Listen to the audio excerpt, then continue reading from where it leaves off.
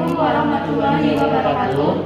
Kami dari kelompok 2 akan menayangkan video tentang sintesis aspirin.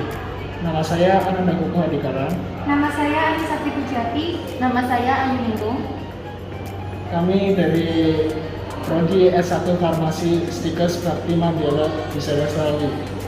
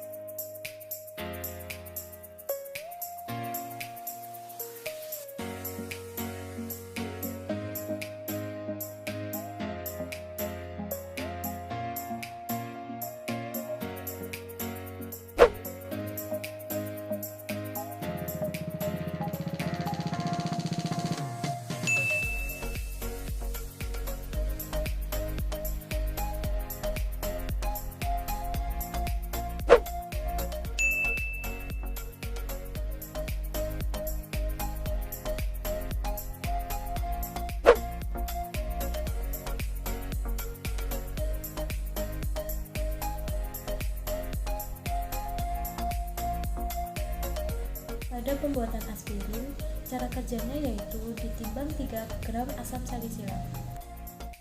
Dimasukkan ke dalam gelas beker 100 ml, kemudian ditambahkan 9 ml asam asetat glasial. Tujuan penambahan asam asetat glasial yaitu menarik air sehingga air yang dapat menghidrolisis aspirin menjadi salisilat dan asetat dapat dihindari. Hasilnya yaitu larutan bening terdapat endapan putih dari asam salisilat. Kemudian ditambahkan H2SO4 pekat 3-4 tetes. H2SO4 pekat ini sebagai katalisator. Kemudian digoyang-goyang di atas penangas air. Kemudian dipanaskan di penangas air 50-60 derajat Celcius selama 15 menit.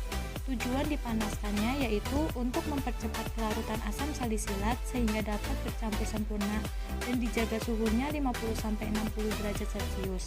Suhu tidak boleh terlalu tinggi karena akan menyebabkan reaksi dekomposisi. Hasilnya yaitu larutan bening. Kemudian didinginkan dan diaduk sesekali. Hasilnya yaitu larutan kristal putih.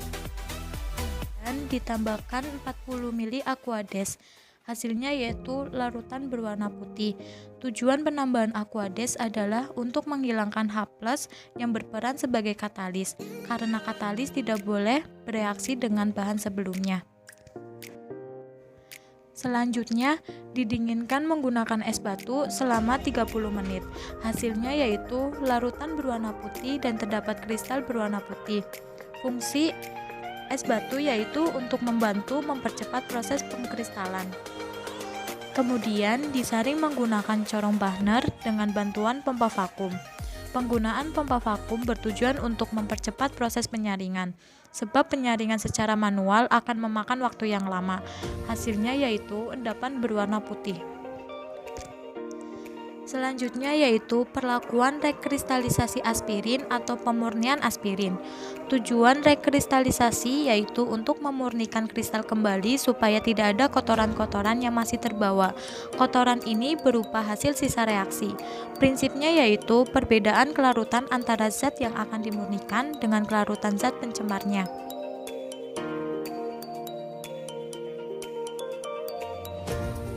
Cara kerja rekristalisasi aspirin atau pemurnian aspirin. Caranya yaitu endapan aspirin dimasukkan ke dalam gelas beker, kemudian ditambahkan 7 ml alkohol 70%. Digunakan pelarut alkohol karena aspirin sedikit larut dalam air, namun mudah larut dalam pelarut organik polar seperti alkohol.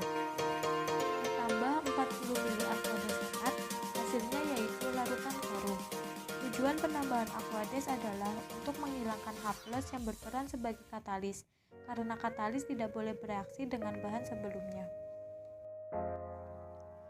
Dipanaskan sampai larut di penangas air, hasilnya yaitu larutan bening.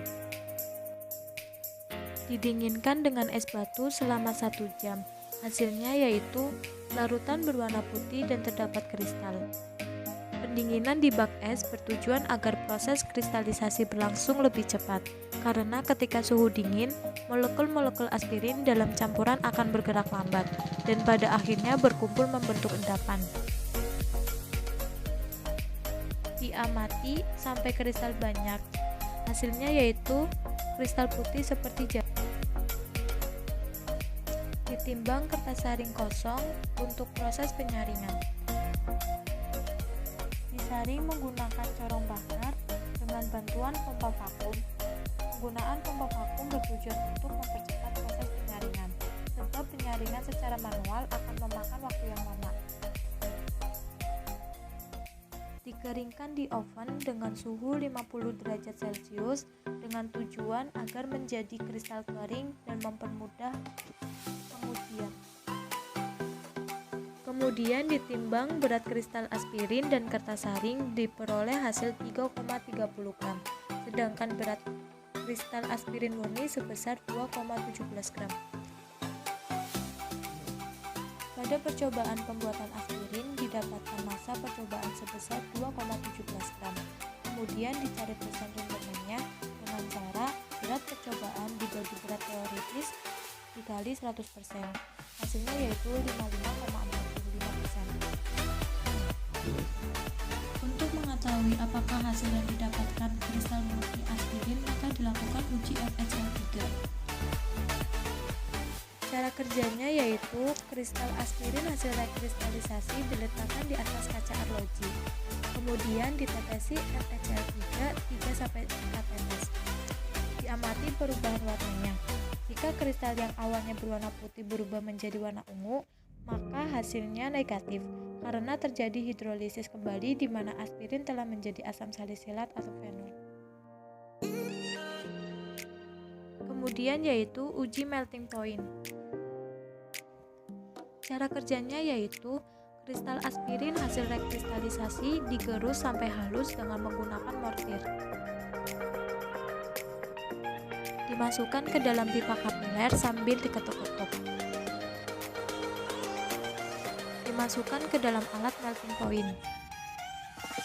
Kemudian diamati titik lelehnya. Titik leleh aspirin hasil percobaan yaitu sebesar 160 derajat Celcius.